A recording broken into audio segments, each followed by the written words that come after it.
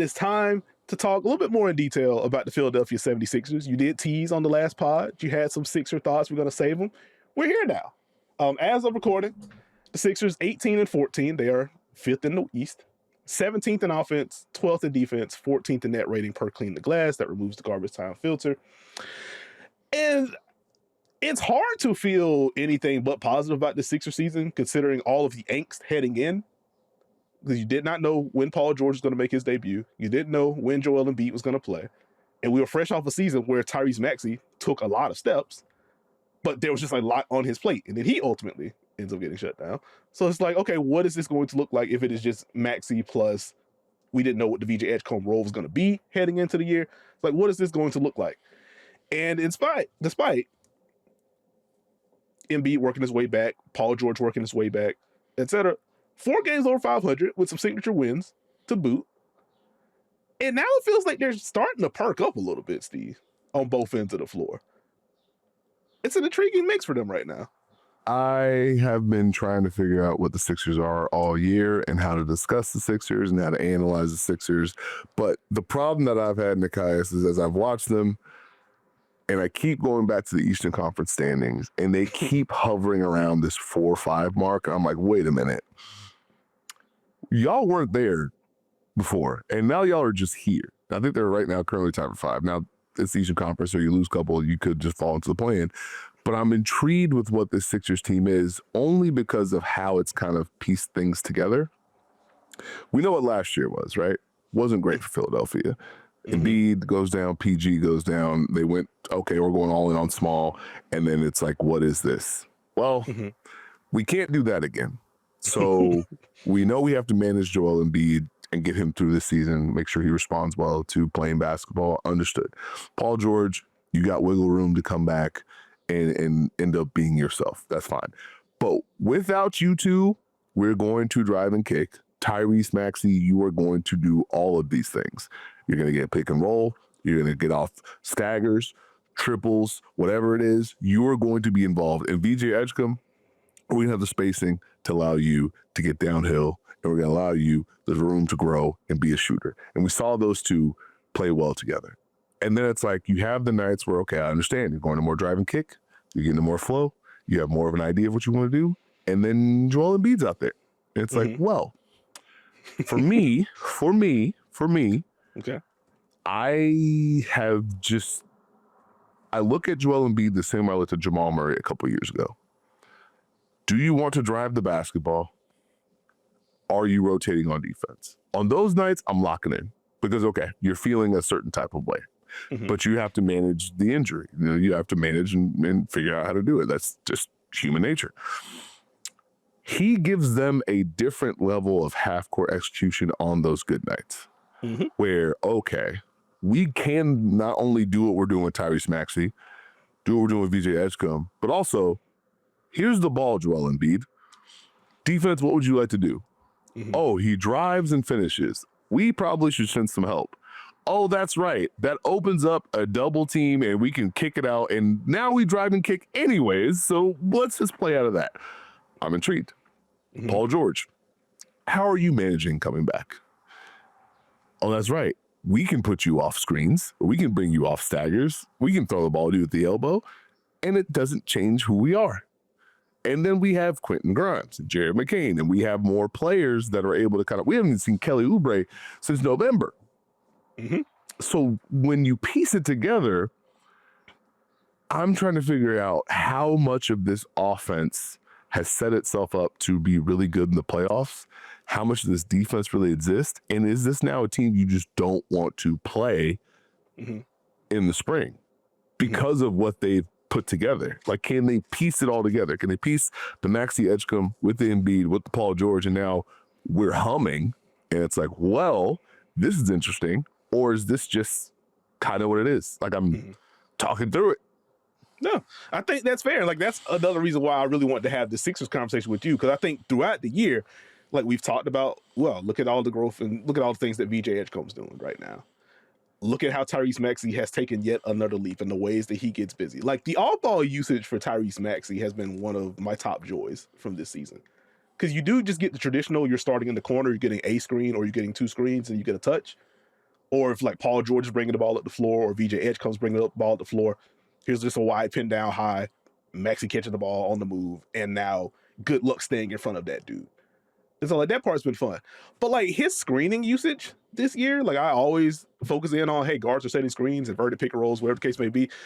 But the way that they weaponize Tyrese Maxey in that regard has been a lot of fun for me. And I think, one of my bigger picture questions is like, how does Embiid slot in within like the Maxey and Edgecombe bit that you were hitting on? Easy way to do that is to use Tyrese Maxey and Joel Embiid together. Like if we are going to get to some of these elbow catches for Joel Embiid, why not have Embiid at the baseline and Tyrese Maxey set the screen? And now you have to decide as a defense, are we switching this, or like what are we doing with this? If you do switch it, Joel Embiid is just going to mash you to death and or get to the free throw line, which to your earlier point, we've got to send help. There's a kick, and now they get to play out of it. If there's any sort of indecision, you can still throw it to Joel Embiid because he's 7 foot tall and he has an advantage. Or now it's just Tyrese Maxey jetting up the floor. You just don't know. One, I can't catch up with him, regardless of what he actually decides to do. But then from there, like, you don't know what path he's taking. You don't know if he's receiving another screen at the wing when he's lifting up. Like, it's a lot of fun. And so, like, watching them blend that together, I think there has naturally been, especially with some of the early Embiid games, there was a little bit of a hiccup. It felt very much like these are the Maxey possessions, and now we are slowing it down, and here are the Embiid possessions. And at the time, especially early on, when Joel Embiid was taking all these mid-range jumpers and was not knocking them down, or you get to some of the pick and pops, and on the nights where Embiid didn't want to drive, it is just very stationary, flat-footed three, and he has not shot well from deep so far this season. That's where I think some understandable angst came in. Like, okay, are the Sixers better without Embiid? Like, the answer is likely no. That is just a talent. And if you're talking about playoff projections, you do just need someone to be a hub for you in the half court. I think Maxey's going to get there, especially with the leaps that he's made as a foul drawer in particular on his drives. But like having Embiid certainly helps you on that front. But I think it was a valid question in terms of the overall synergy of the group. Mm-hmm. I think there should be fewer questions, or at the very least lower volume on that, as the blend is starting to feel better. As we're starting to see more of Maxey and Embiid used together on and off the ball.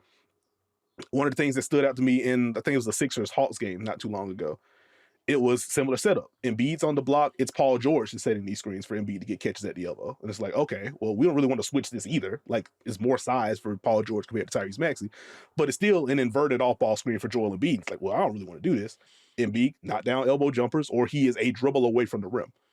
And so, like, the fact that they are able to kind of piece this together, to steal your verbiage real quick, to where, like, the Embiid touches are feeling more natural now. The Maxey stuff still exists.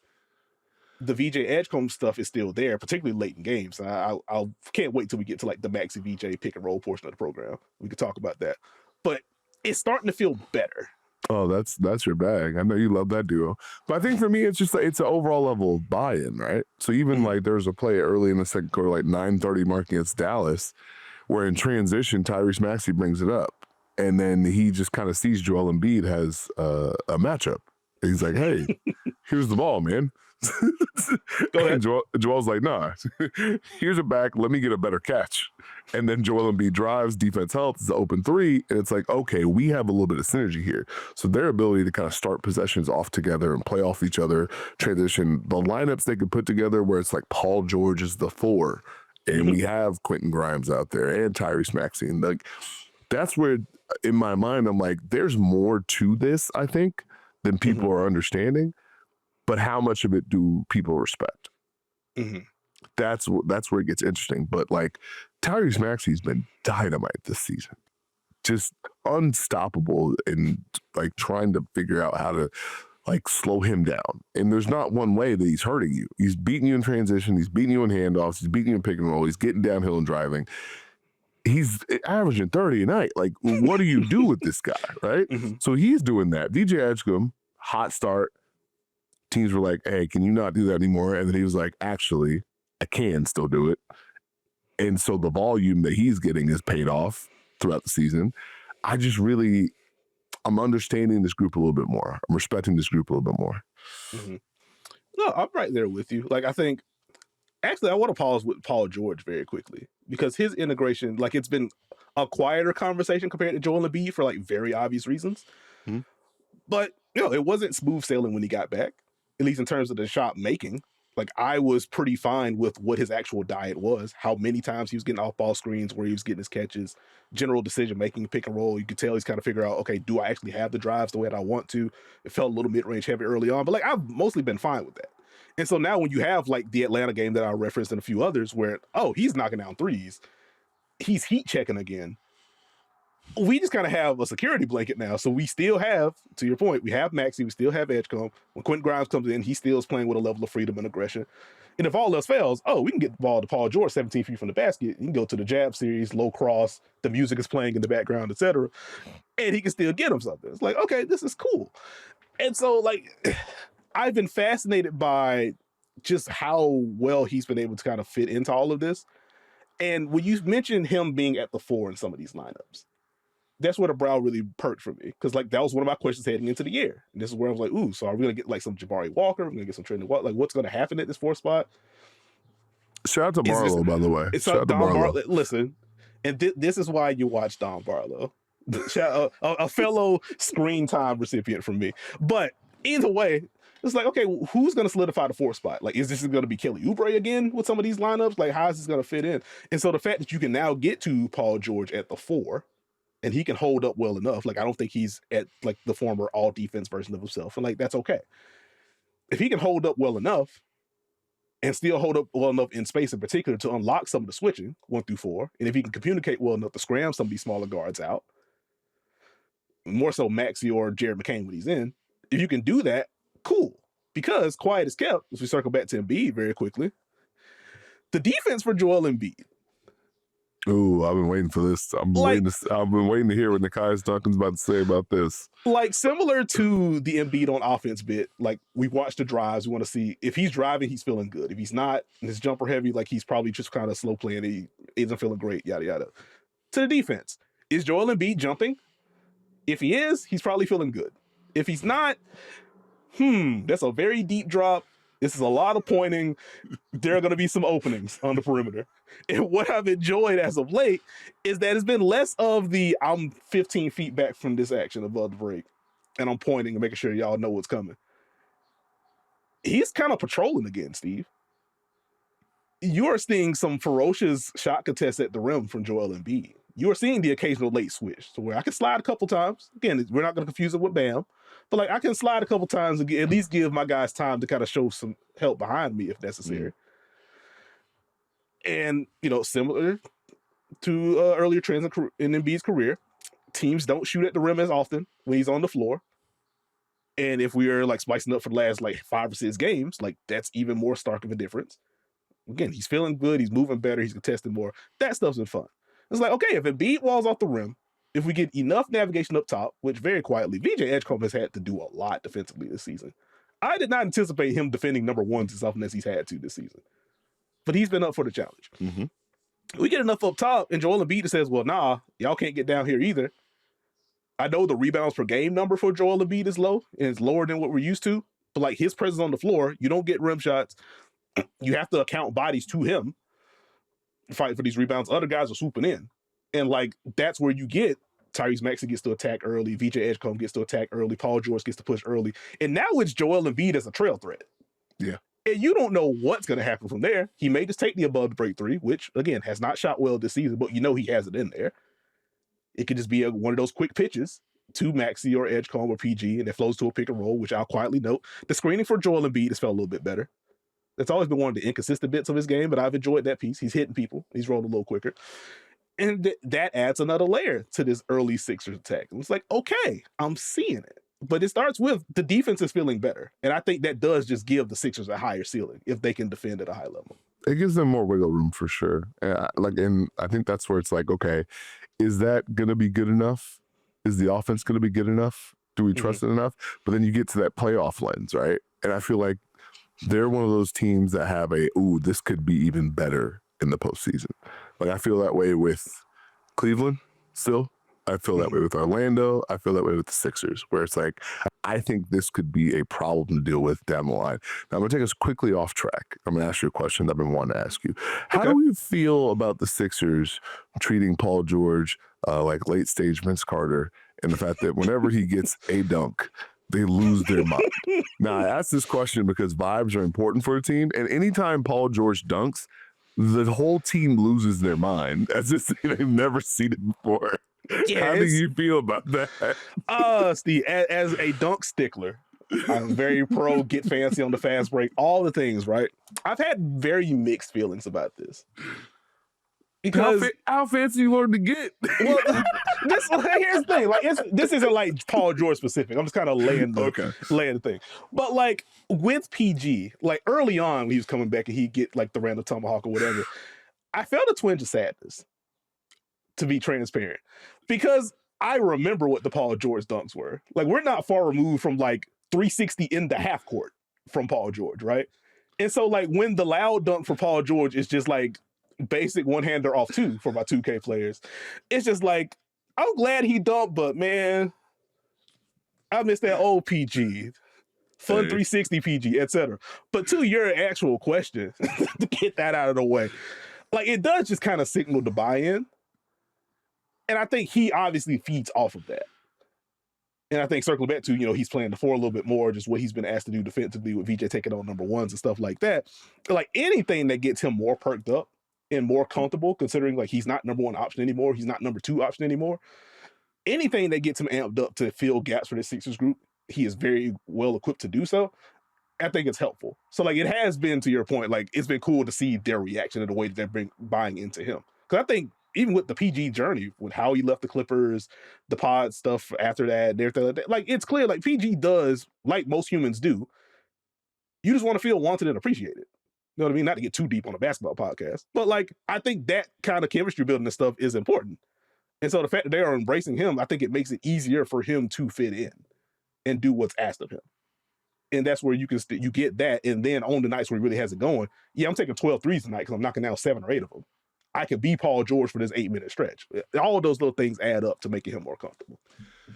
Yeah, I mean, it sounds weird to say, but it feels like they built something where we need Paul George and Joel Embiid, but we also can survive if you're not all the way there. And that's probably not a space you thought you'd be in, but they've done a good job of it. The VJ Edgecombe portion and the addition of him just attacking matchups, like, it's obviously they have enjoyed the spacing to allow him to get downhill and drive.